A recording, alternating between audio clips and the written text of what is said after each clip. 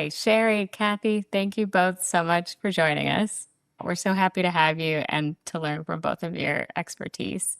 I'm going to start things off with a pretty big intro question, which is just what is participatory budgeting for anyone who might not be familiar with it?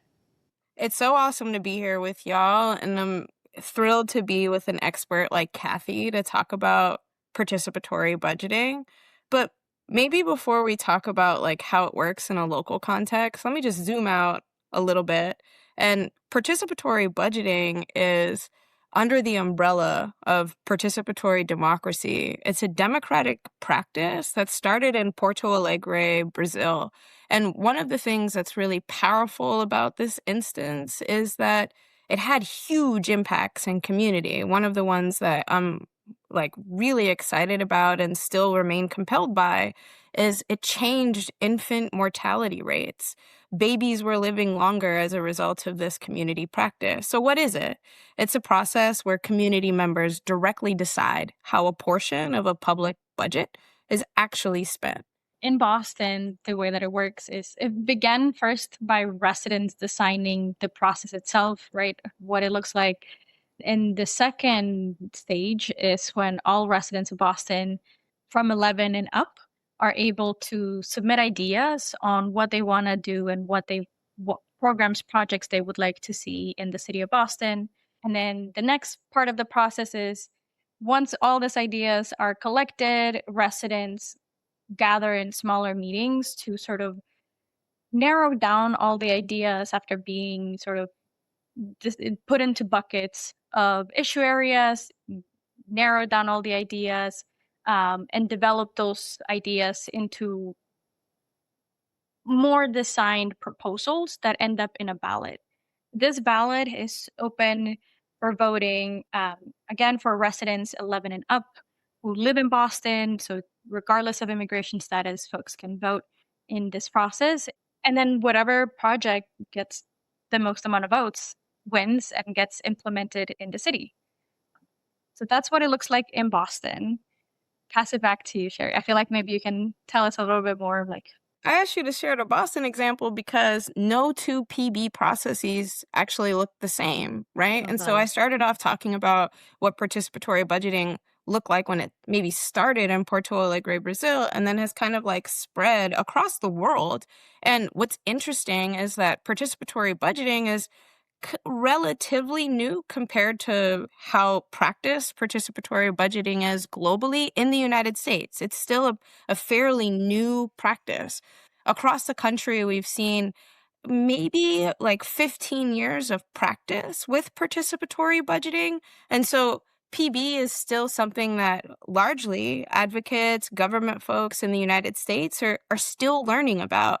But I think the central point here is that no two communities are the same.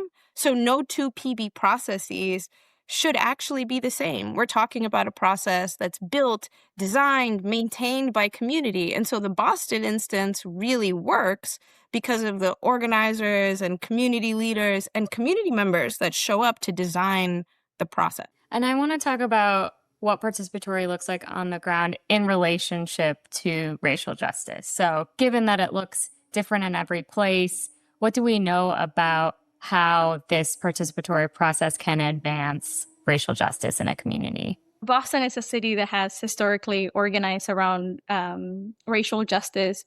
And just this past few months, we've seen hundreds of people that have been taken on the streets and have been fighting at City Hall around budget cuts that current Mayor Wu has proposed. And people were fighting specifically because all of the budget cuts affected our basic needs. One of the biggest one, though, was a cut to a 20-year-old youth jobs programs where the city grants money to community organizations that employ young people, right? And so this cut was disproportionately and is going to disproportionately affect Black and Brown young people from our city. And so we're seeing everyone show up and showing up to support the leadership of young organizers and fighting to make sure that we have youth jobs. And that's a fight that's still ongoing to this date. And so just for some perspective around like sort of like our history around fighting around the budget, it's nothing new. Boston has a long history of budget advocacy and continues to do that. And so participatory budgeting is not isolated. It actually like conversations around bringing participatory budgeting to the city, we can trace back as early as like 2010, people like talking about this process. But it was, I think, until 2020, right? That like it was when Boston also joined all of the cities across the country demanding defunding the police and investing in Black lives. And so it was in 2020 when a coalition in Boston formed more formally to do education, voter outreach, research, and to create a ballot initiative that would bring participatory budgeting to our city in a permanent way. And so that is, and it passed. Majority of the voters were like, yes, we want participatory budgeting. We want our people to decide what to do with our money. And so, yeah, not only did Bostonians bring this process and cemented it into our city's charter, but along with that, voters decided to give more powers to the city council so that the budget powers were equal between city council and mayor, or before it was just the mayor deciding everything and anything with the budget. And so it's been a long fight to bring participatory budgeting to the city, but also from the initial moment, the intent was always to advance and bridge that, like gap of divestment that's been, happening in the budget. And so it's a long fight, but we've gotten some wins, not only getting PB set in stone and cemented in our city charter or like our city's constitution, but also we won language that makes that the goal of participatory budgeting in Boston is to advance racial justice. And so all of the projects and all of the ideas that are coming in through the PB process in Boston have to sort of pass an equity criteria.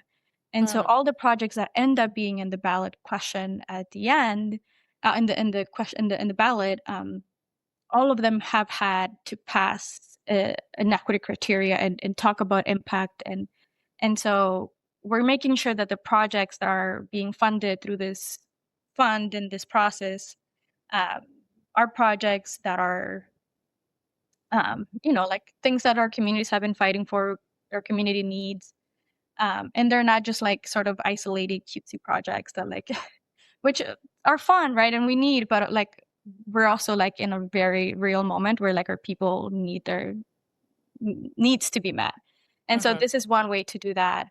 And another big win around advancing racial justice through participatory budgeting is that we made sure that with this fund, with this money, we were not funding, or we were in the future, right, making sure that no idea is funding policing and surveillance. And so it is in the rule book for participatory budgeting in Boston that ideas or projects that will increase surveillance or go to the police are not gonna be considered. That's one way we see it in Boston. Yeah.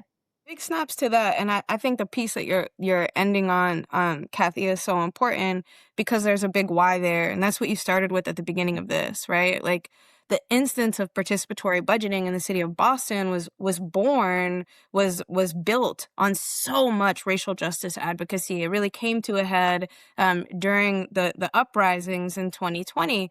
And the reality is it's kind of like an organizing strategy around divesting from certified evidence systems of harm.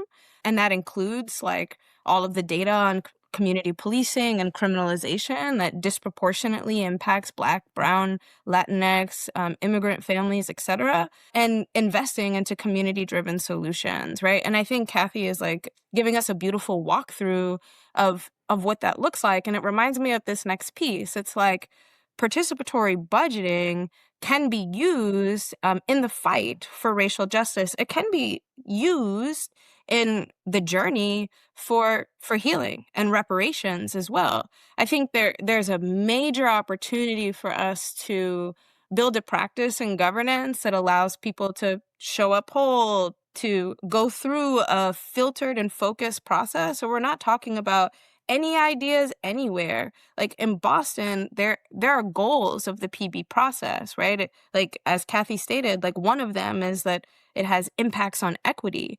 PB across the country, or I would just say like effective PB, always has equity criteria.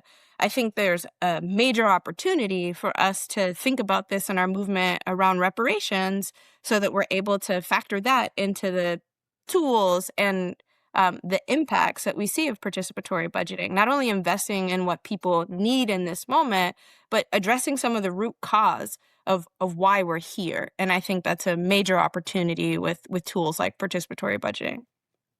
Yeah, absolutely.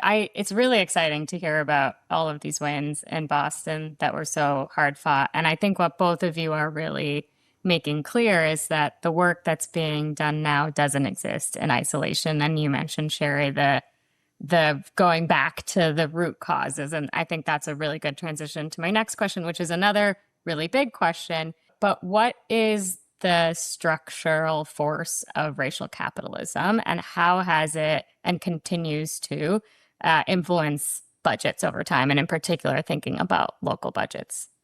That is no small question.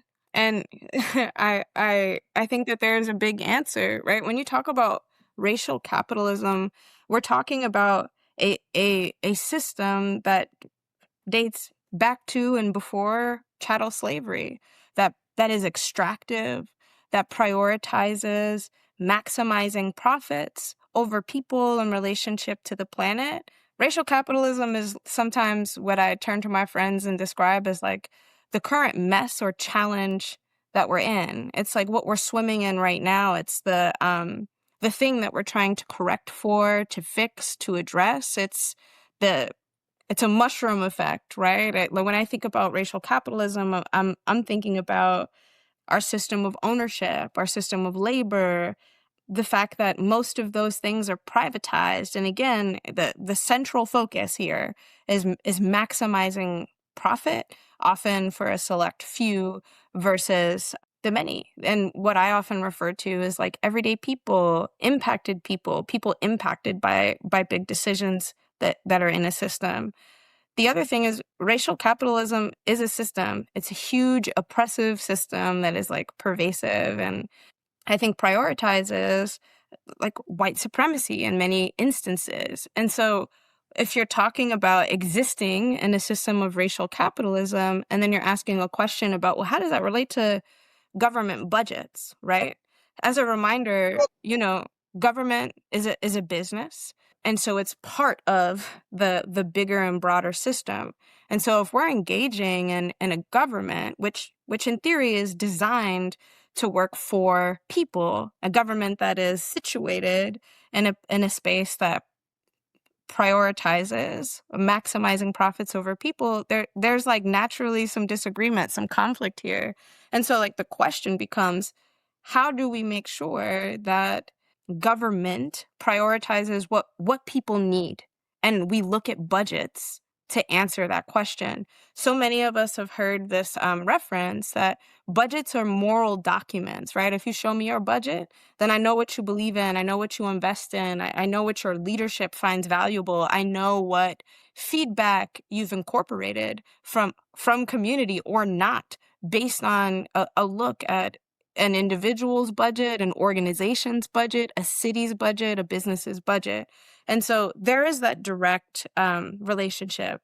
And I think that the reality is we have a major opportunity with government budgets. We have a major opportunity to engage in things like co-governance or participatory democracy so that our government budget actually meets what people need, can be utilized and stewarded effectively.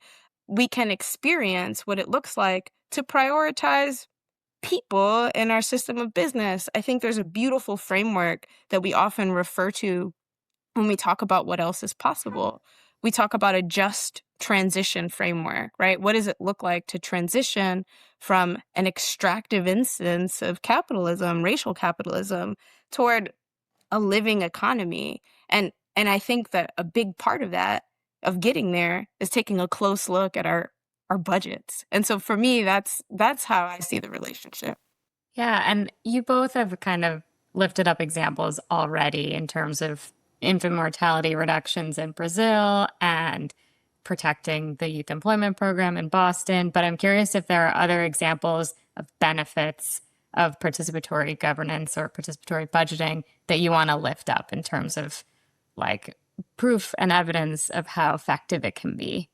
Well, one thing you're bringing up for me, and maybe Kathy has more to say about this, but one thing that I think is a real benefit of participatory governance and participatory budgeting is this opportunity to do some work to push back against systems of harm. And we call that like resistance work, right? Where we're able to resist some of the systems of harm that we're describing. And so Kathy just named like, hey, in the city of Boston, we've identified that community members, especially low income or folks that identify as Black and Brown, don't have a positive experience with community policing or police officers. So there's already a factor in that instance of participatory budgeting that money doesn't go to that system that has proven harm. That is like one example of like some active resistance, right? And then where does the money go? Like community members are able to directly engage in what we describe as the build side, right? Building projects that reflect the future that we want to live into. And so the other just benefit that I'll like name is when we engage in work like this, when we engage in models like this, we're also able to engage in some resist and build strategy, which I think is a really important benefit, really important impact around aligning our movements, right? I think it's really hard right now as a community member to understand where a safe space is to go. How do we align with some of the other issues maybe that are pulling people in different directions? How do we know who to trust if we've had like a poor experience with governance or government? And I think that also part of this, right, is being able to say like, I can show up in a space where I can resist and identify some of the harmful forces that have been present in community. And I can be a part of building, engaging with the folks that are building some of the projects of the future that I want to live into. So that's like another impact, right? Is like we're able to hold some of the forces at bay and build some of what we need. But Kathy, I wonder what other impacts are you seeing? Yeah, I think it's exactly what you're sharing. That's one of the things, and like a very concrete example, just this past PB cycle during idea collections, you know, we're under attack, like our communities, especially immigrant community currently is under attack, right? But it's something that it's not necessarily new. It's just like it's more open. And so what we saw during the idea collection last year was uh, different community groups coming together to have meetings around what ideas we're going to prioritize this bit, right? So instead of like a lot of groups meeting with their members or community groups having like, meetings and think in sort of like smaller groups in isolation around what ideas to submit, like folks came together and were like, what are the current like solutions that we can find or that we can try to fund through PV to sort of meet this moment, this like to meet the moment of like around immigration crisis in Boston.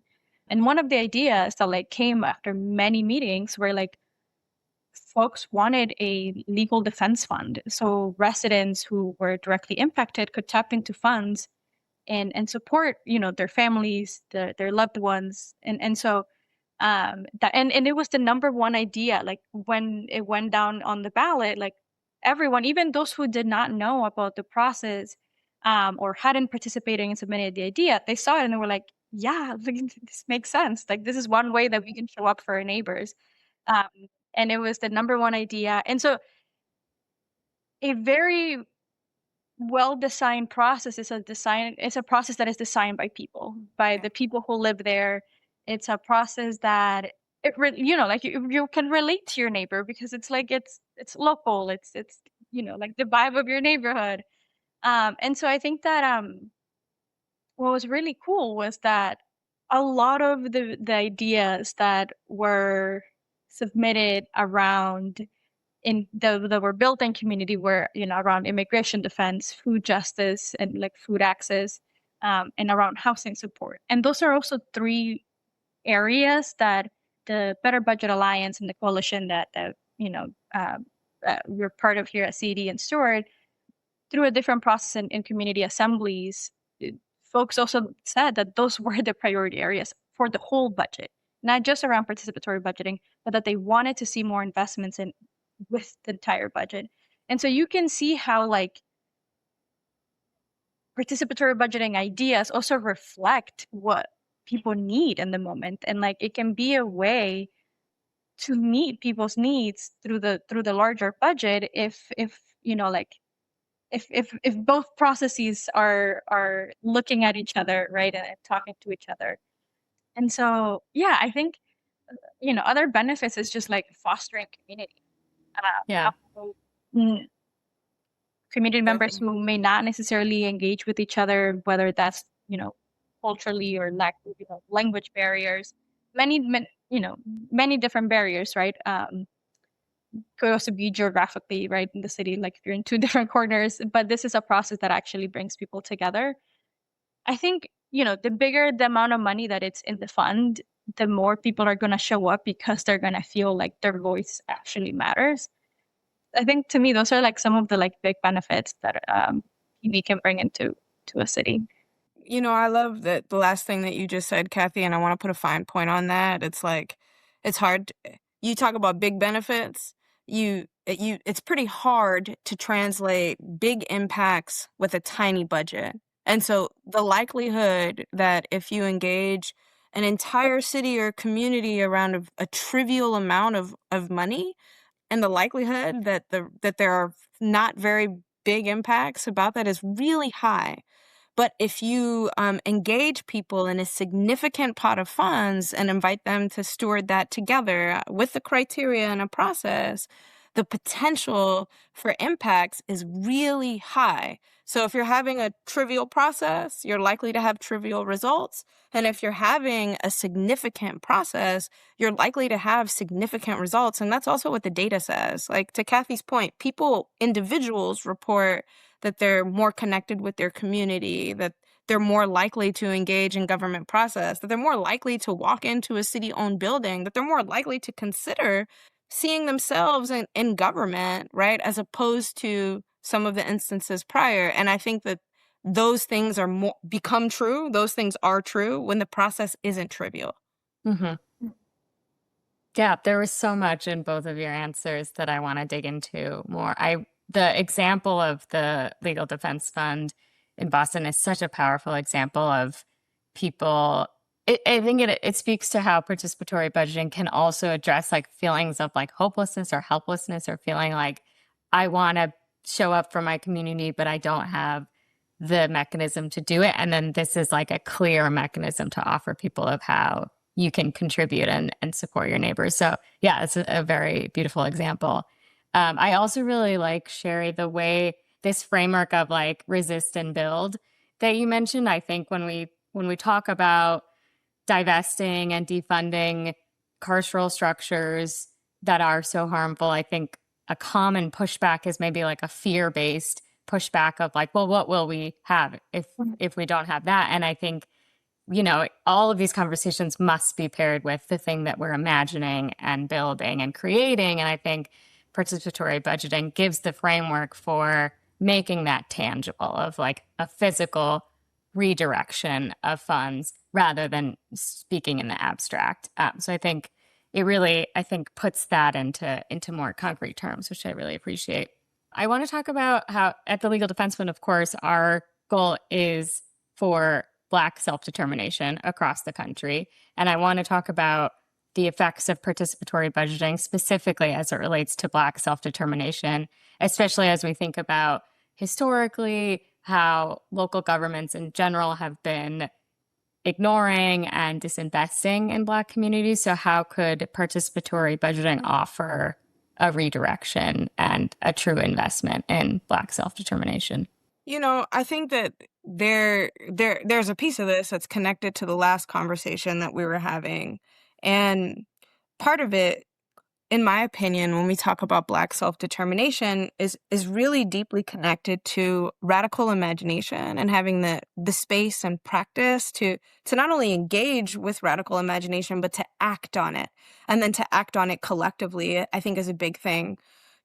White supremacy tells us that we can't do that. Right? That radical imagination is a luxury, but it's actually a necessary practice, discipline, I think, for Black people in community, for all people in community to engage with, so that we can build the future that allows us to determine for ourselves what space around us looks like, how we engage with each other and the planet, for example. And unless we have the space to collectively cultivate that and align around it, then it becomes really hard to achieve, right? And so I think a big part of moving towards self-determination, especially for Black people, is to have this space where we can cultivate and act on our imagination. I think so often something that we hear out in the world, out in our organizing, is that the folks most proximate to the issue, the folks closest to the issue, are also closest to the solution. And I think that's true. And people need to be given the space, time, practice, encouragement, investment to develop, practice, align around those solutions. Like, I think the first time that folks try to make a decision together without space or practice, it doesn't go well. It's like a muscle that needs to be built, right? When we talk about how do we move towards Black self-determination, I think we have to create the space, practice, and infrastructure to do that. The benefits that Kathy and I just talked about a few moments ago, I think are all benefits that get us to a place of being able to shape the world around us. And so the practice of collective decision-making, co-governance, cooperating when we're thinking about labor in our workplace, these are all things that allow us to build a collective practice of shaping the space around us. So I think that's a big part of how it contributes. I think we need practice, space, and where that comes from as a starting place is some space to sit in radical imagination, the solutions that are bubbling up from the folks that are most proximate to some of those challenges. And I think this is a very good segue to the next question about what is necessary for participatory budgeting to be successful. You've kind of lifted up a couple of things already, one being radical imagination, the other being that the budget that you're working with is not a trivial amount. Are there other structures or supports that are required for this to be successful? I think political will and commitment, I think, is a big one. I think participatory budgeting needs to be cemented in our city processes.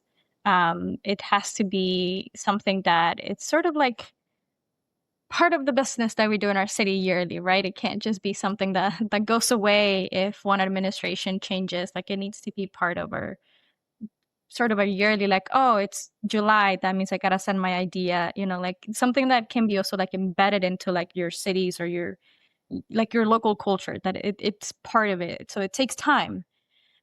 But yeah, I think we need to it needs to be part of like normalizing it as part of a routine, sort of making a ritual. And then it needs to build every year. It needs to build from the previous years. So every year an evaluation has to be done in order to improve the following year, and to hear residents' concerns and for the process to be adapted to the moment, right? And I think that's one of the ways that PB can stay relevant as well. That it's not just like something that lives in your city and it sort of becomes like a co-opted city process that like no one really participates, but it needs to be owned by community. The process needs to be owned by community for community to participate. I can't stress enough the big level of funding. I think that's just so important. I think for me, having a big pot, it also shows the level of investment from a city to its residents. It shows a city's level of respect for its residents, right? That like we are able to create or like send ideas and create the solutions for our needs. Like people know what they need, right? Like we saw in PB this past cycle with Boston, like residents were submitting ideas that were meeting the moment. We were meeting the moment around immigration, right? All of the concerns around the food cuts from the federal government were able to be met with some of the funding that came from PB from the previous cycle. And so Boston residents didn't have to go, they didn't lose their benefits. And that's because of PB.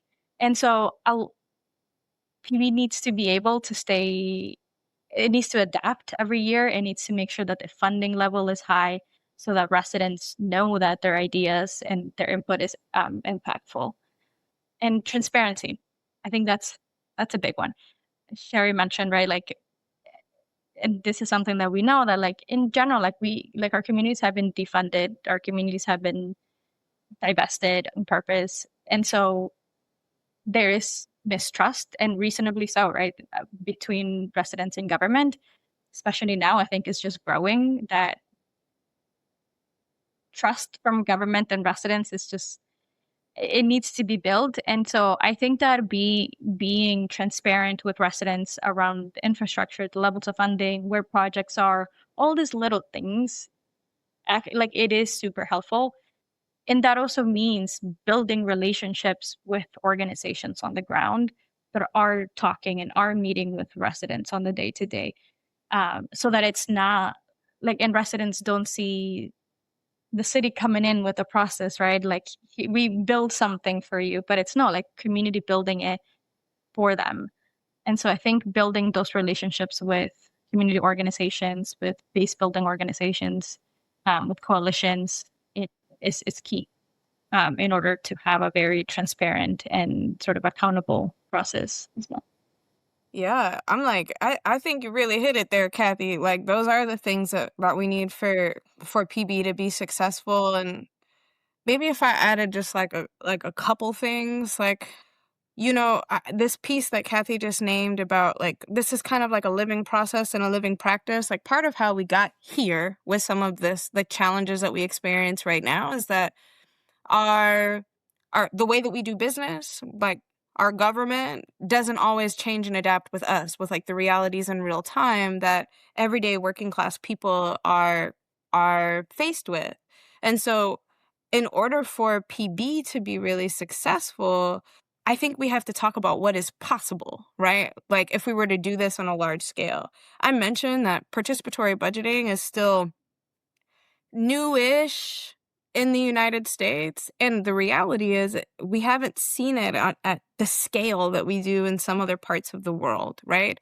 So, for example, and there are whole countries that do countrywide participatory budgeting processes. And in France, for example, in Paris, there's a citywide PB process that has 3 different levels. And so if you're a young person in Paris, you can actually vote in 3 different PB processes because you're eligible for the youth-specific process, the citywide process, and your district's process. So when you talk about this being normalized, there are examples globally of this process being more normalized. I think the reality in the United States, though, is that we need to do more storytelling. We need to create more experiences for people to feel what this is like, for them to practice it, for them to shape and design their own process. And that process, to Kathy's point earlier, it can't be trivial, right? I think that we also have to talk about there are winning processes in a PB process, right? It's like the projects with the most votes are funded. But you may have a question, like what happens to everything else? All of that community work that people did, that the deliberation that happened, the ideas collected, et cetera, et cetera. In order for PB to be successful, not only does it have to be normalized in a regular city standing or government standing, whatever the municipal application of the process is, but there has to be space. It's actually a feedback channel, right, with community members. And so there has to be space for folks to actually just incorporate things into governance that make sense. Like often when we do PB processes, people realize, staff members realize, this just makes sense to do. It doesn't have to be on the ballot, right? And so this is an example of like how this kind of infrastructure and openness to what you're receiving from community members can actually improve the experience of governance. It can actually make the jobs of people that are in government easier and the experience of people that live in community better. And so all this to say, and this is like no small order, in order for PB to be successful, there has to be that integrated practice. And I think the second thing is we have to better understand, especially in the United States and in our communities, what is possible. Because so many of our explorations of participatory budgeting in the United States thus far have been small. And so what does it look like to do this at scale, to try it at scale? And what does it look like to try it when there are fiscal constraints? I think that is the other big thing. In order for PB to be successful, it has to be a practice that we engage in, not just when or if there is a surplus, but when we have to make challenging decisions around stewardship together, right? Like, I think the instance that Kathy was talking about wasn't a moment of incredible surplus in the budget. It was actually a moment of making some really tough decisions with residents around priority and then use of funds. And so all that to say, I think we have to talk about it more. I think we have to learn about it more. And I think we have to practice it at scale more. Yeah, and I think in the spirit of the storytelling that needs to be done to help people understand what this could look like in their community, we want to leave our listeners with some tangible ideas of next steps. So if someone is interested in exploring what participatory budgeting could look like in their community, where would they start? And I also want to ask this with respect to this question about like what would be trivial versus like a starting place. I think it makes sense that, of course, the money that you need to be working with needs to be substantive enough that you can actually have an impact. But also recognizing that a starting point might not look like you're using like all of the city budget. So like, yeah, what would it mean to start small but not trivial? In Boston, we've been wrestling with this question, and we have been doing research, and genuinely, we believe that residents should be able to decide on minimum 1% of an operating budget. And in Boston, what we have is 2 million out of a $4.4 billion budget. So, trivial is one way to describe Boston's participatory budgeting process. But yeah, we see residents participating, engaging, submitting ideas, meeting the moment with their ideas, with voting. And so it's clear that the residents are hungry for direct democracy. It's clear the residents want to engage in a process. It's clear the residents know the solutions to their needs. And so having 1% of a budget be dictated by residents, I think it's the absolute minimum. We are seeing some cities, Portland being one of them, that are exploring. I believe it's going to be on their ballot in the coming elections to bring participatory budgeting funded at 2% of their budget. And so we're seeing other cities also have the similar, like landing on similar assessments of how much is actually a good place to start. And so between 1%, I'm a believer, so I'm gonna say 5%. Between 1% and 5%, I think is it's a good place to start and to let residents decide on that, because at the end of the day, like, it is our money, like our city budget is our money, and so why not 5%? But yeah, I think if you're a listener who is interested in just learning more, one way you can either follow BBA, follow us on socials. It's BBA_Boston on Instagram. And also, like, if you're not from Boston, if you're from Boston, check us out and like hit us up. We will engage. We'll bring you in. But like, if you're in a different city, if in a different place, and want to learn to see if your city has this process, check your city's website or talk to community members and organizers, advocates from your city, from your neighborhood, to see what's up, to see if there's anything moving in your area.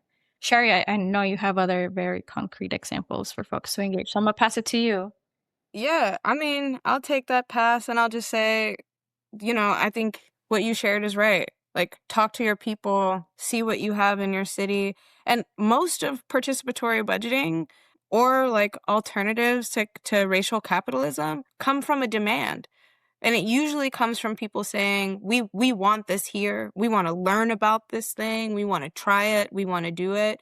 We've already discovered why we need to do it. And there are so many examples out there that we can lean into. And so I'll just acknowledge that, yeah, talk to your local reps is like a really wonderful like first step. Talk to your neighbors, the people around you is great. The other thing is at the Center for Economic Democracy, you can be from Boston or from anywhere and we'll engage you. And so you can hit us up on all of the socials. And we do have some materials and resources for folks to learn more about participatory budgeting and what we call economic democracy, the alternative to racial capitalism that we're building toward. And so one space that I would love to invite folks, like a first step that people can take, is to check out our Resist and Build pledge.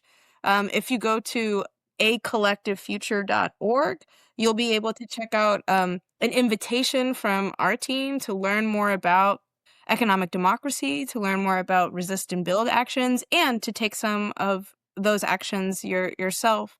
One of those actions, for example, is our Economics for Emancipation learning space and curriculum.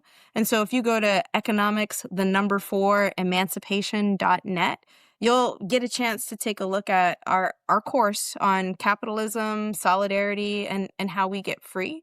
And so I think those are some examples of like first steps that folks can take, right? If you're not ready to have a conversation right now, do a little bit of learning. If you want to take some steps with folks, check out our Resist and Build pledge. And if you're ready to start talking, talk. And then I think you can lean into any of the steps that Kathy and I lifted up. But the biggest thing that I could tell folks to do is practice and learn out loud from your practice. I think the biggest thing that I've learned in participatory governance and participatory democracy is that the more that we share our learnings, the better we can collectively develop our skills. Thank you both so much. We also have a landing page for this episode where we will absolutely link to the resources that you shared. So we can definitely make it easy for our listeners to follow up on those resources.